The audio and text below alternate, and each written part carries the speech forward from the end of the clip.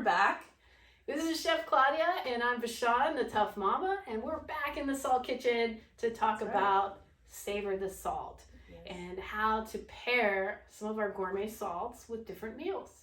So Chef Claudia is gonna start us off. Yeah, so I have a couple salts here in my pocket. So first off, we're gonna start with the jalapeno lime. I really like this salt because, for one, I can say jalapeno.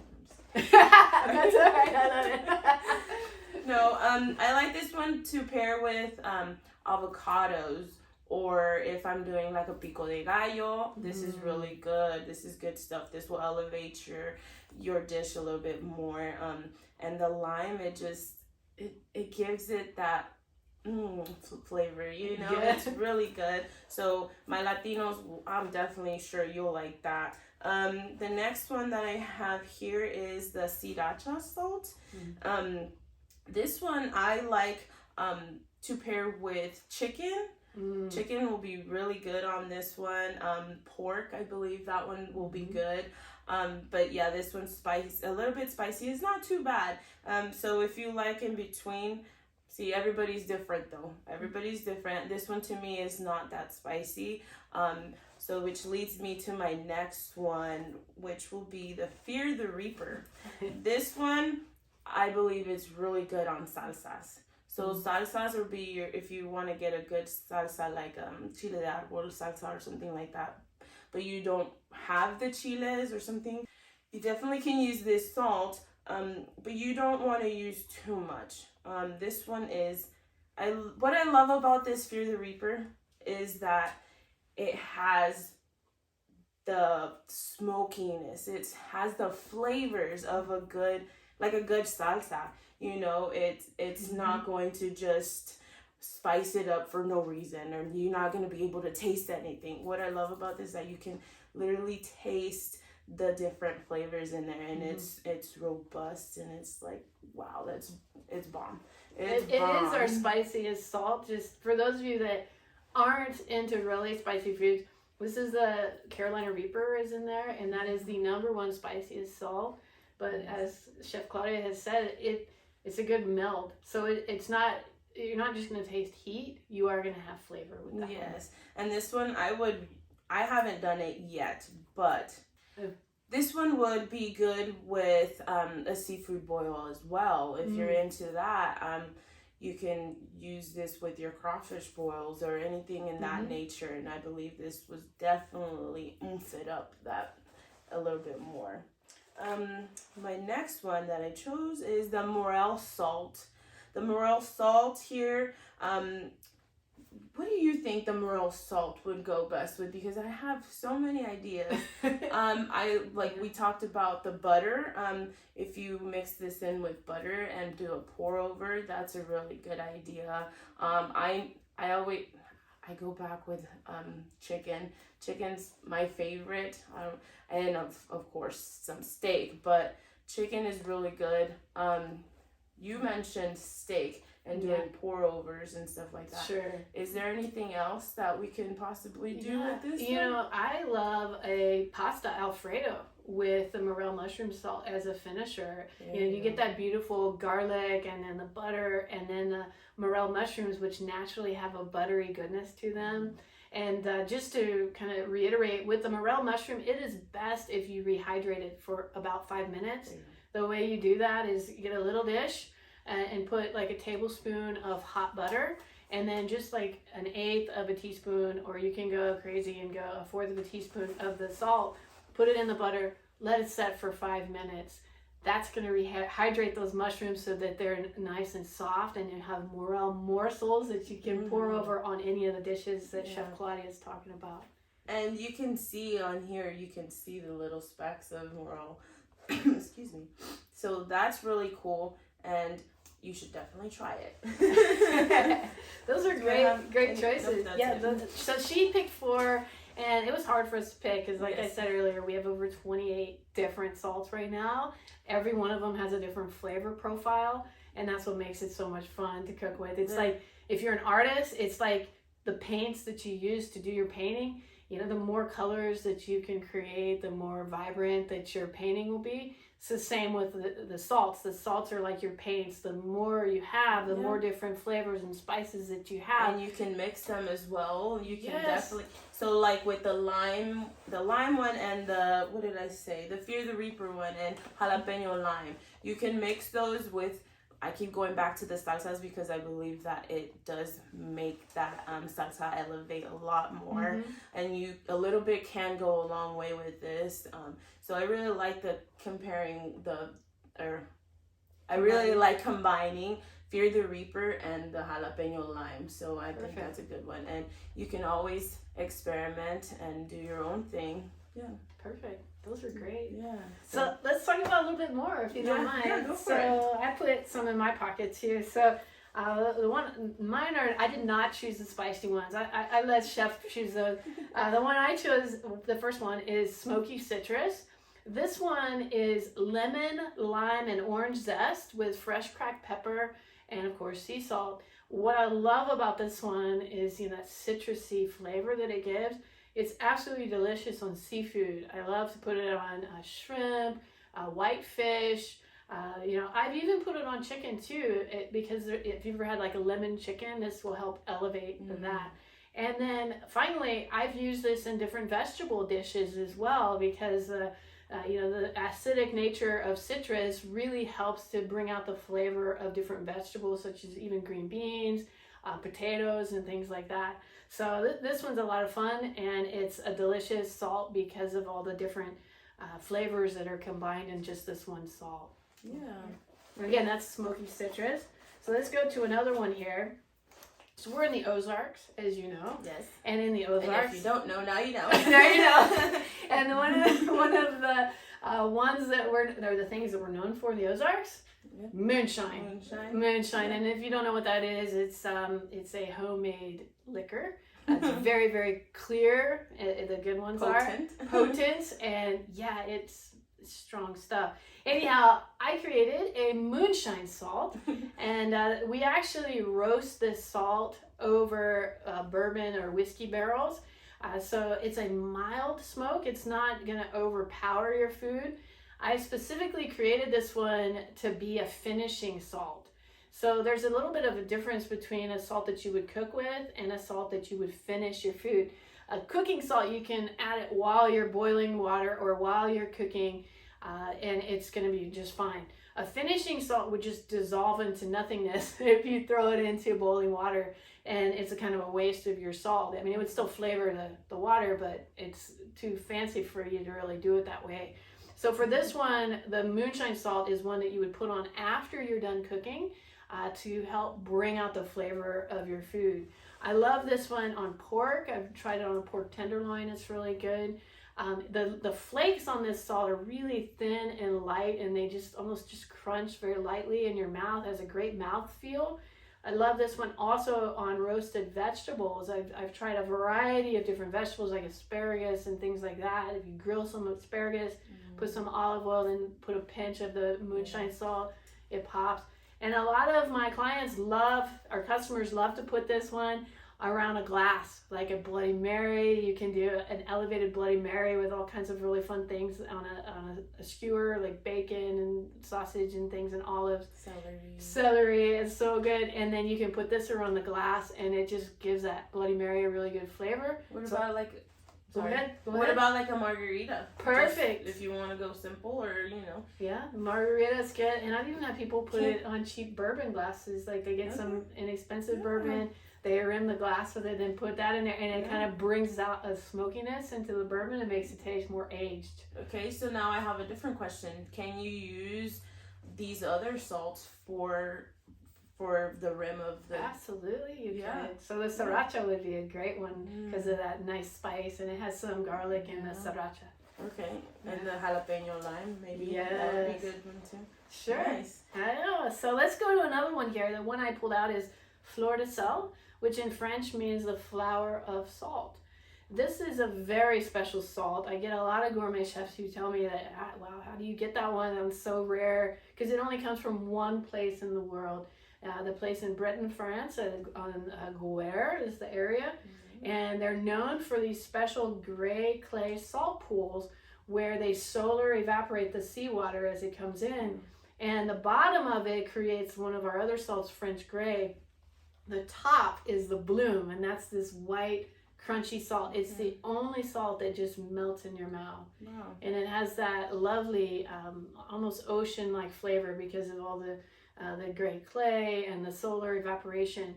This one is only a finishing salt because it'll just dissolve because it's so fine and it's like snowflakes, every little crystal. I love this one, especially on desserts. So, you make some chocolate cookies or chocolate brownies or cakes or anything like that. Just put a pinch on there and it elevates the flavor of the chocolate. It's also really good on fruit. Like you were talking about oranges. Oranges are really, really good on it. Or watermelon, strawberries. I would do avocados too. Put it on some toast or something. And if you... I like the all bagel seasoning. I don't know if you know that one, but I like that one. And then I would throw some of that on top of there as well. Yeah, for sure. That's really good. What about, I make my own caramel sauce. Oh, yes. So do you think that I could top that off on top of something, to say, just a piece of toast for just example, and then I use my sauce, and would I be able to add that on top of it? Sure, then you get that salted caramel flavor. It's delicious. Yes. All right, let's go to the last one I have in my pocket here. This one is called Smoke and Wine. This is a finishing salt. So I chose a lot of the finishing salts for my pocket. This one, we actually roasted over Chardonnay wine barrels. I bring those in from France. I have a professional smoker here at our kitchen in which I smoke this salt. It takes me almost a week to get that full flavor from the Chardonnay wine barrels, but it infuses the salt crystals with that Chardonnay flavor. How do you use this one? This one is absolutely delicious on a good steak, because it's not going to overpower the steak with too much smoke. If you have a really expensive cut of meat, you want to not overpower it with smoke. You want to elevate the flavor. And so that's what it's for. I've also used this one on different vegetables.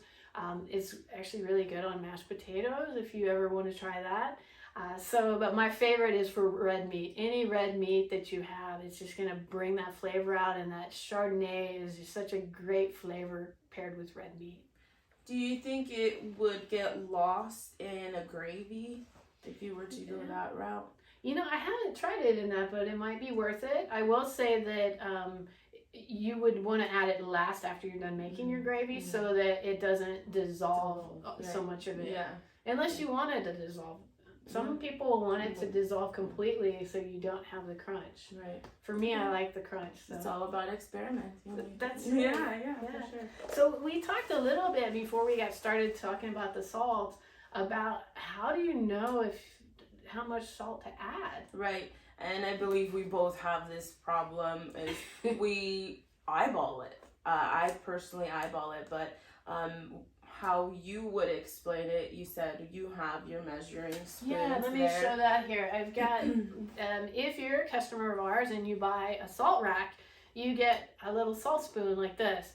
This measuring device is 1/8 of a teaspoon, so it's a very small amount, and that's about how much you would use for about a deck of cards piece of food. So a piece of meat that size or some vegetables that size, that's about how much you would use. And another thing that I was taught is the 3-finger rule. Sometimes they say a pinch, but to me, a pinch is way too small because I have small hands, I guess. I use the three fingers in a pinch, and I do my sprinkle.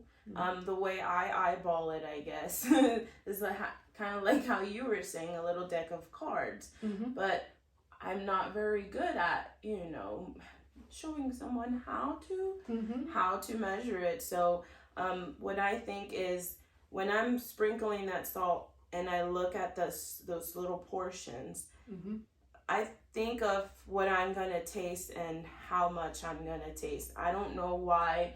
It's hard for me to explain that for people, or to people, excuse me. But the way I see it is just like that, how you said. like a deck of cards or just in sections. And I don't go too crazy. I try to do it away higher up, excuse me. I try to do it higher up and sprinkle it so you can see what you're doing. Obviously not so high up here, but you want to be able to see where your salt lands, and you want to get a bigger range too. So maybe you can explain a little bit more of. Yeah, so I think that's a really good point. As a chef, they're taught not to just take your shaker and go because when you do that, you can't really control where the salt goes, and sometimes not even how much, because the shakers sometimes pour it right out. You should always use your hands to do it. So like for new chefs that are just trying to start incorporating more salts into their food to add more flavor pop, I say start with this size of our little spoon and take it out of the bottle. So, get it out of the bottle with this, and then put that in your hand. So you can see about how much that is, and then you can use your other hand to use your 3-finger rule to put it on. The key about salt is you can always add more, but you can't take it away. So start small with the salt, and then taste it. Always taste your food before you add more seasonings or more salt, for sure. Tell us about the mouthfeel and how you can tell if you need more salt. So the mouthfeel, it gives it like I always say oomph, but you can definitely taste the elevated taste, right? So when you have something and you don't have enough salt, it's going to taste bland, right? And so once you add that salt, it's essentially gonna like attach to all the molecules in the food, and it's going to individually lift that flavor. And by itself, it's really salty, right? And then when you have something to pair it with, it brings that up, and it elevates it. It really does. And so you'll be able to, when you go and you do your food and you're tasting, always taste every step of the way. Try to, as much as you can. Sometimes you'll forget. You will have a ton of spoons, maybe. If you don't care, just use the same spoon. Who cares? It's your house, it's your rules. It doesn't matter. You don't have to get super professional. You don't have to feel like you're doing it wrong. You just keep experimenting and don't be afraid. But if you do mess up, maybe it just, like I said, it just depends what you're doing. It depends what you're doing. And there's ways that you can oversalt your food, and you'll know it's oversalted because when you taste it, your mouth will kind of constrict. You'll feel that like everything's just, it's too much. And sometimes, at least for me, I feel like a little upset stomach if it's too salty. Or like SpongeBob, whose mouth goes and he dries out. Think of that. That's too much salt. Yeah. But when it's the right amount, you can taste all the flavors, and it's just like, you might feel a little tingle on your tongue, but it doesn't go. And you'll know, okay, that's just the right amount. I don't need to add any more salt. And remember, when you're cooking with it, you might use a little more salt than when you're finishing. Because when you finish the food, like afterwards, you might taste it when it's been cooked, and you taste it and it's like it lost some of the saltiness because it might have cooked out. Right. So then you add a little finishing salt, and again, that 3-finger rule she's talking, just a little bit, and then taste it. If it tastes like that little zing, then you know you've salted it enough. Yeah, I like how you added if you undersalt it, and you can always use that finishing salt or something to bounce back up. So yeah, that's a good one. How would you fix it if you've made something and you accidentally oversalted it? So I'm gonna go to the chicken Alfredo. The other day, I was distracted by my 2-year-old, of course, and I forgot that I had already salted my Alfredo sauce. I forgot. And so I came back rushing. I'm like, oh, okay, I gotta add more. And I oversalted it. What I did was I had some milk. I added milk, but I also added heavy cream to it, and that helped me fix it. I was lucky enough that I didn't over salt the chicken itself. Sure. I had already done that separately. So always, that's another thing. If you're doing, if you're combining a meat into your meal, say like a chicken Alfredo, if you're combining your meat into there, always season your meat first. If you don't know that, now you know. Yeah. But yes, please salt your items beforehand, even if it's vegetables at times. It just depends on what you're using. Why would you do that? Tell us a little bit about the chemistry behind why would you salt your meat before you cook it, for example? Well, like for one, it brings out the flavor in the item that you're using. So for instance, in my chicken Alfredo, I needed to salt my chicken, and I season it so it elevates the chicken by itself on its own. And so for vegetables, if I'm doing something like that, I'm going to season my vegetables to give that, because once you're cooking, and you're bringing everything together, one of those items might be lost. You might be bland, and you're gonna be able to taste it. And if you haven't done that yet, if you've done that, you know what I'm talking about.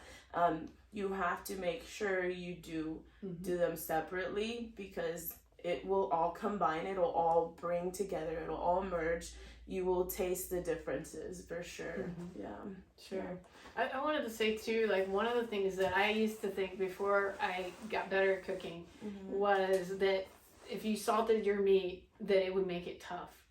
And it's actually the exact opposite. Yep. So by pre-salting your steak or your pork or your chicken beforehand, and allowing it to set for a minimum of an hour, in the refrigerator, so it doesn't, get bacteria.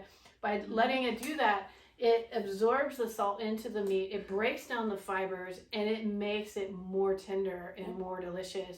And that was something that I learned that just made a huge difference. It's like a natural tenderizer. It will make like you're saying, it will make it more tender. The chemistry behind that is really interesting, how it breaks down the solids and stuff like that. So it's really cool. But for beginners, just try to work with seasoning it at the beginning, and then obviously taste it before you add it to everything else, because then you could try to fix it. I've actually rinsed off my meat before if I felt like it was too salty, and I did that a couple times just growing up, because I thought I messed it up, and something I was scared to use salt, or I didn't know how to use it, and that's fine. Like just wash it off, pat it dry.